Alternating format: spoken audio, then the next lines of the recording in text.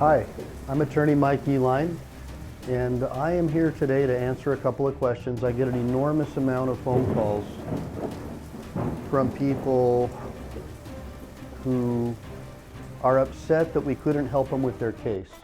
So today we're going to talk about the top 3 reasons why a personal injury attorney probably won't take your car accident case based upon things that you didn't do after your accident. So the top 3 things that you need to do after a car accident would be a good title for this video. So there's tons of things that you really need to do after an accident, but these are going to be the top 3 things that make it hard for attorneys to take the case because we have to win. And if you don't provide us with the framework of a winning case, it's sometimes not possible to turn lemons into lemonade. So first thing I want to do is to tell you about a little bit about who I am. I am a personal injury attorney. That means I handle personal injury cases. So people who get involved in car accidents, they slip and fall, their kid gets injured or assaulted at school by a teacher or a parent or another kid. Their mom or dad gets abused in an elder home.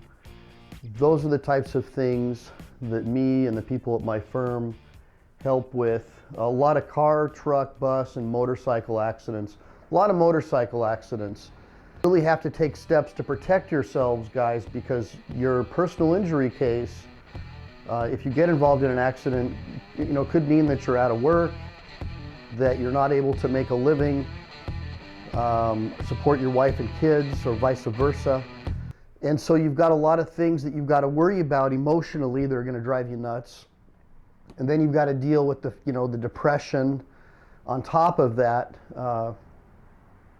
coming from not being able to support yourself and not having any income stream while you're laid up.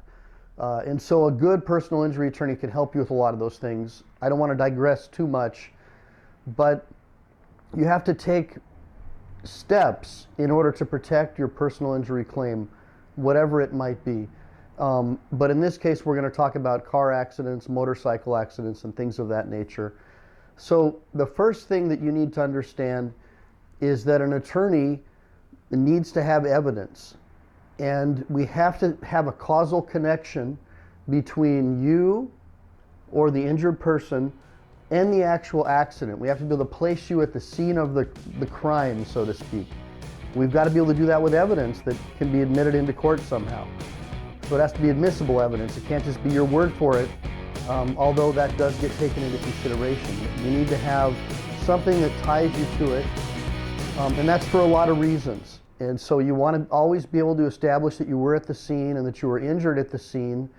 And that's got to be done by documentary evidence, by like an ambulance or by the police department or somebody other than your best friend, your mom, your dad, or whoever your passenger might be, such as a bystander, for example, somebody who saw it. But the best one is just having people who are unbiased witnesses who can attest to what they saw, who are willing to give a statement. That's often very helpful. So there's a lot of different things that you have to be concerned with, but the top 3 things after a car accident that I would say prevent me from taking a case is because the injured party, the potential new client, failed to exchange information with the other driver, failed to give them, exchange copy of insurance and not registration. They failed to provide a copy of identification. They failed to show proof of insurance. They failed to exchange that information. Obviously, without that, it's really hard to track down the person who hit you, and unless you have their license plates. Maybe it was a hit and run. I mean, that would be a reason for not getting that information, right? So you want to make sure that you always exchange that information, and you want to make sure that you're having a problem, or you're frightened, or this is a road rage type situation, that you just call the police right away. Don't try to engage. But you have to take steps to not appear as though you're fleeing the scene, but you still have a right to protect yourself. So these are things that you need to be concerned with, because there are situations that are not just like a normal fender bender where somebody gets crazy.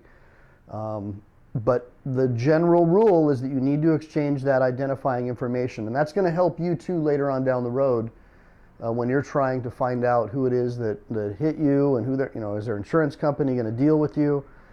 Usually they won't until you get a decent attorney. Say that is like the biggest thing, is not having any way to identify the person. Obviously, if you can't get their insurance and their identifying information, you've got to at least get their plates. You've got to find a way to find out who they are. Okay, because again, it could be a DUI, it could be some other situation where you have someone who is a road rager, or not here legally, or for whatever reason they fled the scene. Okay, so next, the next thing that I would say, and I just kind of briefly went over this, is failure to get a hold of law enforcement. I mean, you really need to get the police out there if you want to establish liability, to make a diagram of the accident scene, and look, I know you're going to have adrenaline going through your head, your body's going to be freaked out, you may not even be able to stand up, but you have to do your best to get the law enforcement out there, and make sure they make a diagram of the scene. Make sure that you have everything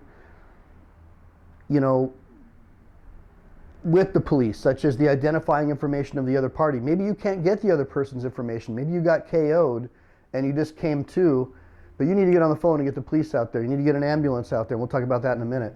But the number one thing is you've got to be able to get the cops out there, get a diagram of the accident scene, and pin down who's at fault. Try to get any fresh witnesses. Try to protect your case, because if you don't protect your case, a lawyer won't take it, or a lawyer's going to have a hard time winning for you. And lawyers don't like to take cases if they're not winnable, because we already have a bad enough reputation. So just keep that in mind, okay? We want you to win. We're not in business to lose money and go out of business. Okay, so next. The next probably, oh, and by the way, you need to show, the California law says you've got to show proof of financial responsibility. Okay, so when I say exchange, proof of insurance, I mean proof of financial responsibility, because there's other exceptions to the rule of buying insurance. You can be self-insured, like a really wealthy company can self-insure themselves. I think they provide like a surety bond or something like that. And then there is, let me think here. There is, okay, so there's a self-insurance, and then there's a surety bond, which is a little bit different. And then there is like a $35,000 kind of a bond or something. So there's three types. You have to show proof of insurance. You have to show that you're self-insured, or provide a surety bond that says that you have up to $35,000 in total coverage through a bonding agency that is licensed with the state of California.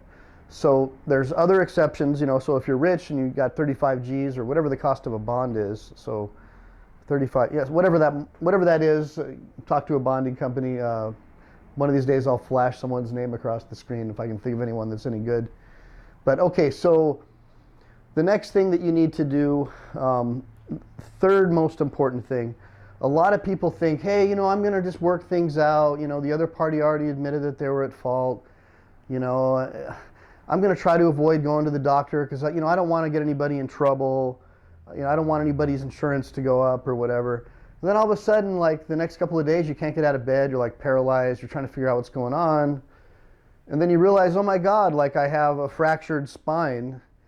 And now I really need some help here. And this guy's insurance adjuster took a recording of him or her, and the recording makes it look like it's my fault, right? It's your fault. So the guy said, hey, I got it, man. Let's work it out. They basically lulled you into a situation where you felt like you were secure, like they lulled you into a false sense of security. And so now you've got this false sense of security and you let time go by. And so because you failed to get that medical care right after the accident, well, check it out. What if you went to the gym like within that period that you were injured? Like, you know, you just like freaking hobbled in just because you wanted to go sit in the jacuzzi. Then all of a sudden it came out later that you were at the gym during this time that after the accident. Well, since you don't have any record of you going to the emergency room, right? Nothing, no record. You know, a shifty insurance adjuster or an intelligent defense lawyer or whatever could easily say, hey, you know, this happened at the gym, or, you know, this happened when they were working on their car. You know, they got Facebook photos of them, you know, working on their car. They got skateboards in the background. Probably one of those skaters, you know, probably got hurt that way. So they'll come up with stuff, and their actuarial people will look at stuff, and, you know, they'll look at prior similar incidents and verdicts and settlements that have come down the pike. If you have a crummy fact pattern, it makes it a lot more difficult for an attorney to help you. So the top three things, you know, that third most important thing is you need to take an ambulance, in my opinion, to the hospital. And in most cases where you've had a pretty decent impact to your vehicle, especially if you were like a pedestrian hitting a crosswalk or something. I mean, even something 10 miles per hour can cause serious injuries. You could fall and get a concussion, get a brain injury. So this is all serious stuff that you need to think about.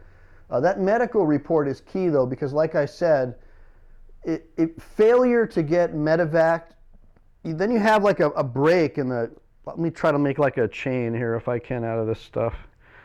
So, you know, like, let's just figure like this is the chain of evidence. This is the chain of evidence. And if you have a break in the chain of evidence, your whole case can fall apart, you know.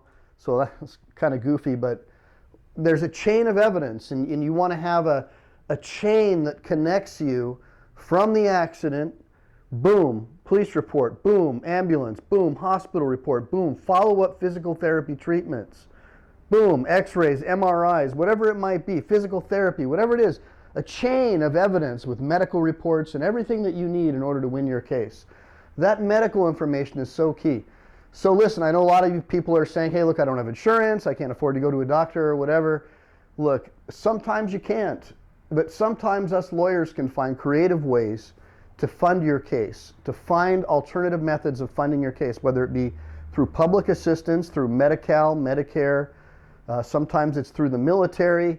There's a lot of different ways, depending on your status, that we might be able to help you. So don't think that you can't afford to go to a hospital or a doctor. I mean, at the very least, if you don't take an ambulance to the hospital, you're severely harming your case. So I hope that you reach out to me before you get into an accident so we can discuss how to deal with an accident.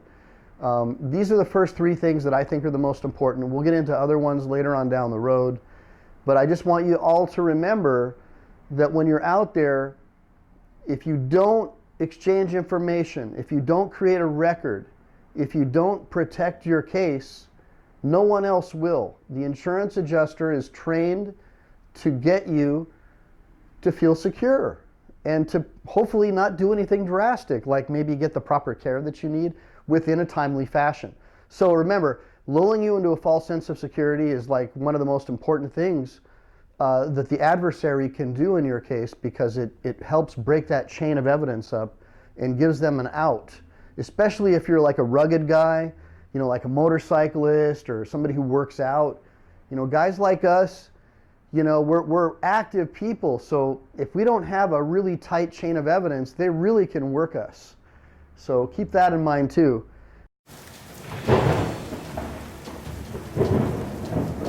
Try to drink as much water as you can. Try to go on a paleo or keto diet and take care of yourself. Stretch often. Try to get into some judo or some jiu-jitsu. Take care of yourself, everybody. I'll be back with more stuff.